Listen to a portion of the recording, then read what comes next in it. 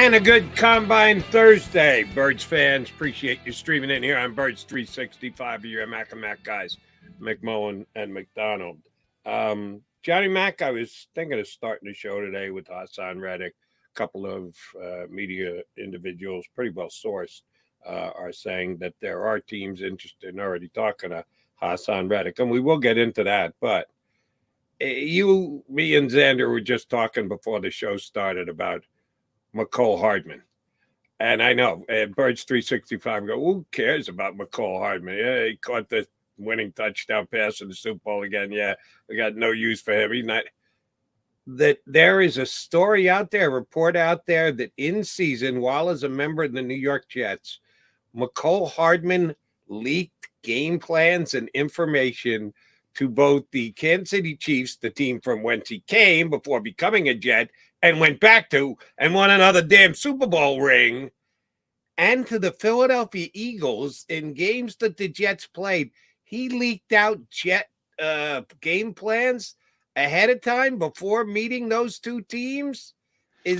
Can this be accurate? Or is this just... Yeah, I mean, that's the accusation by a number of players, Sauce Gardner being among them. Kenny Yeboah, is that how you pronounce it? The backup tight end? Yeah. He said the same thing. Connor Hughes, who covers the team, says, yeah, there's a belief that certainly he called it a validated belief from the Jets that Hardman, frustrated by his lack of usage, leaked game plans to the opposition, as implied by several players. So the Jets certainly believe it as well.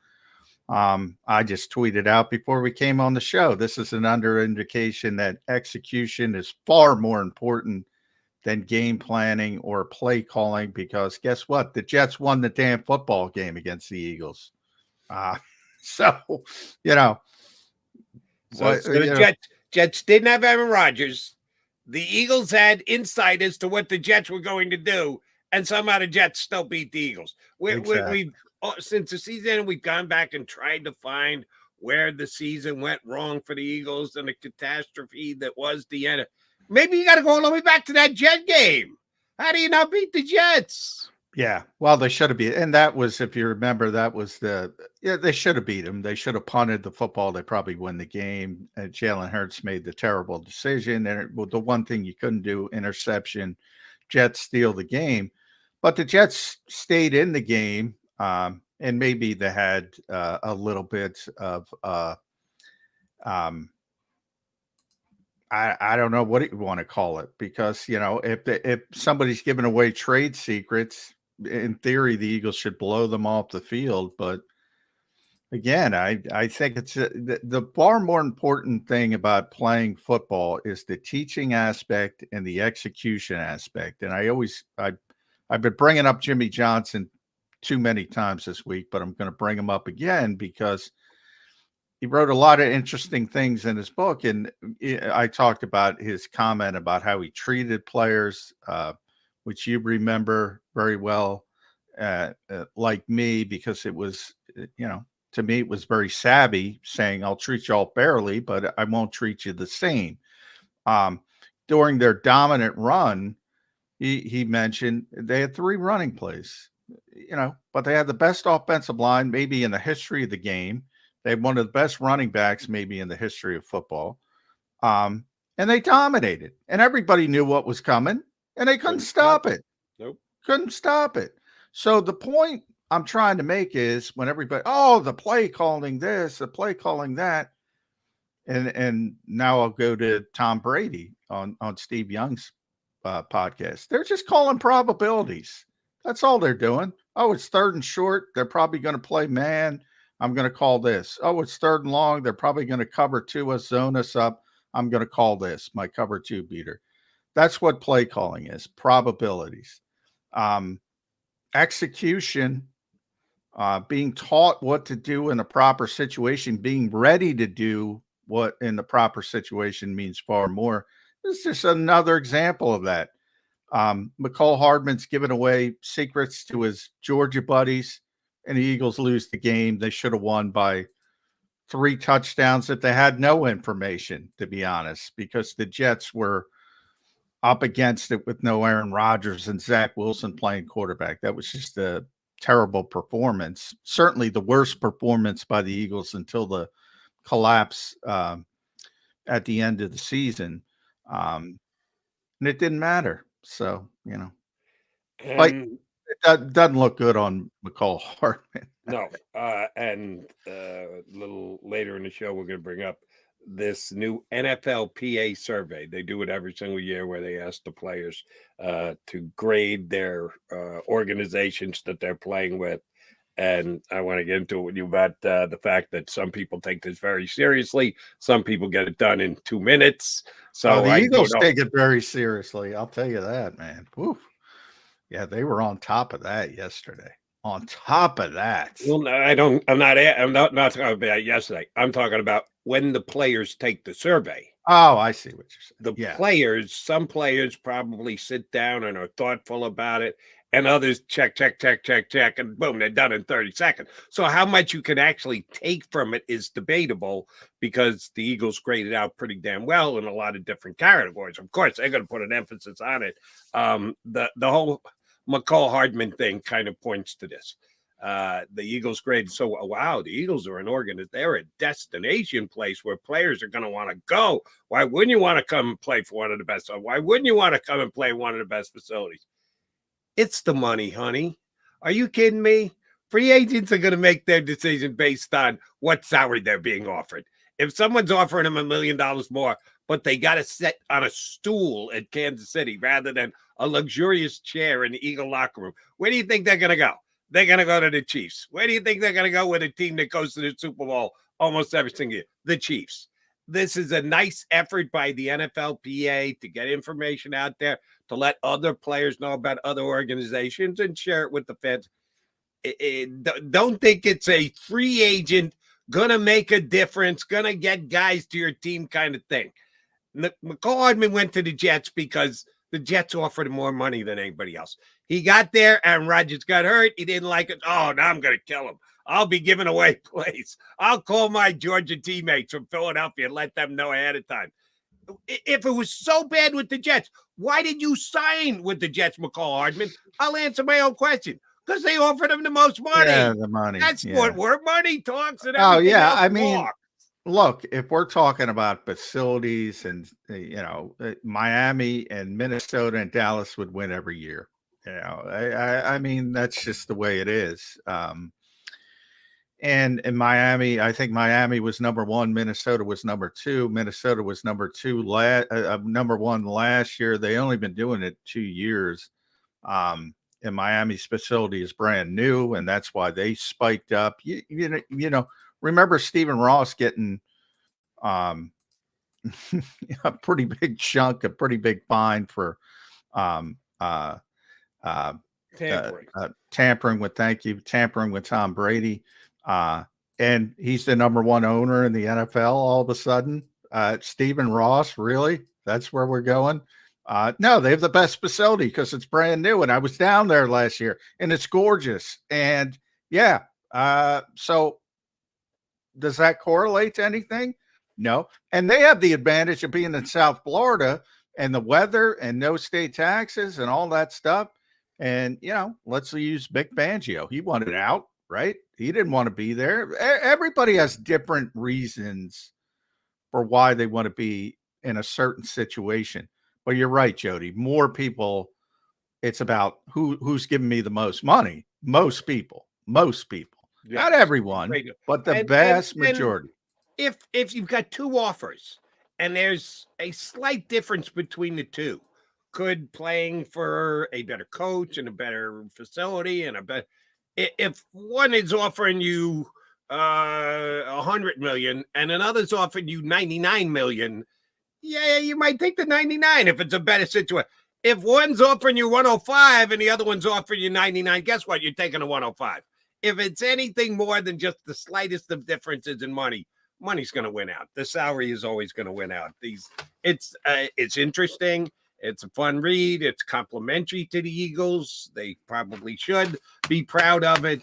But I just always laugh when people, oh, look, we're the third best organization. the free agents will be flocking here because yeah. no, stop it. Don't kid yourself. Don't get sucked into that stuff. Your thoughts on Minnesota and their general manager and their executive and how they've been running things the last couple of years, John? Yeah, they don't have a good GM. So to me, but they're the top org. They got the best facilities, John. Why aren't free agents dying to get to Minnesota? So and Ziggy Wilp, who's their owner, was tied for the first slots with Stephen Ross. They both got A pluses or whatever. You hired this guy.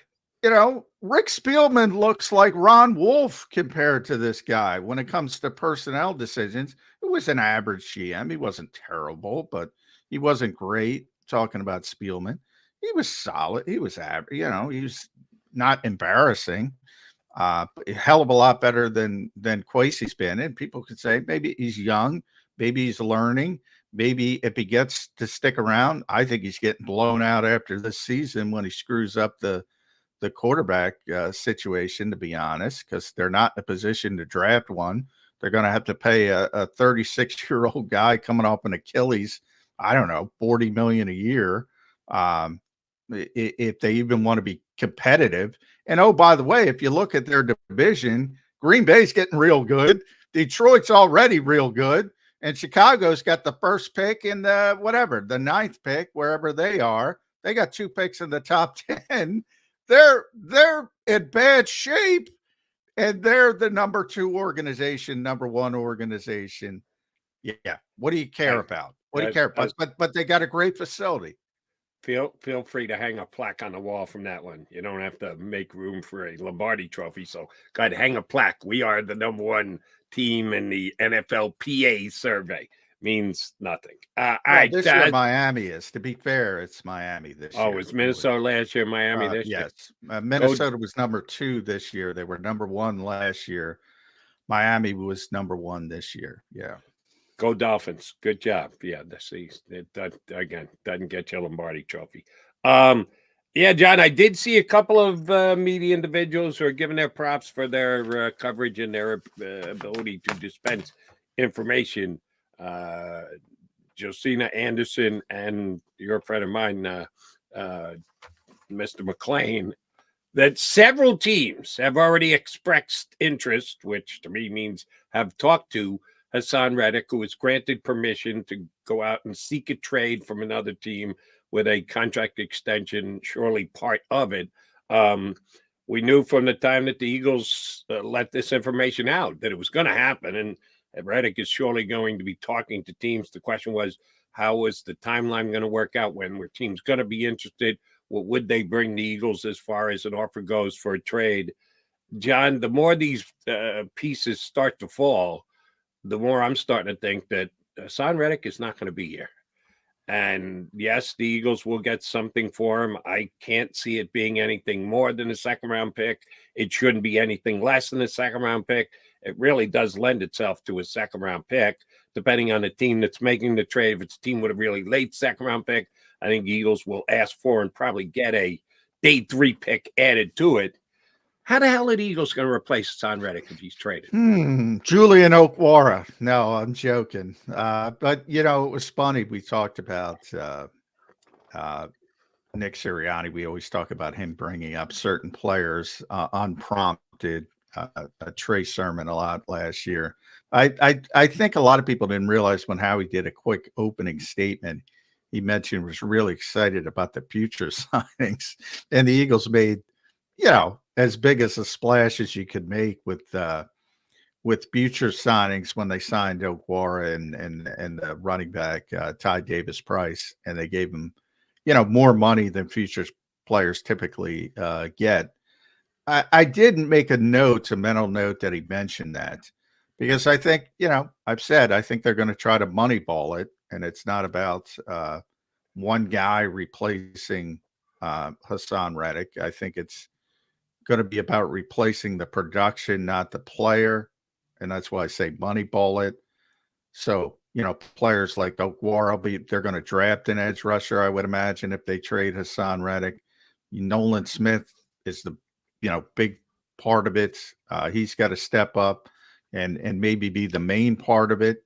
And Okwara and everybody else, and they're gonna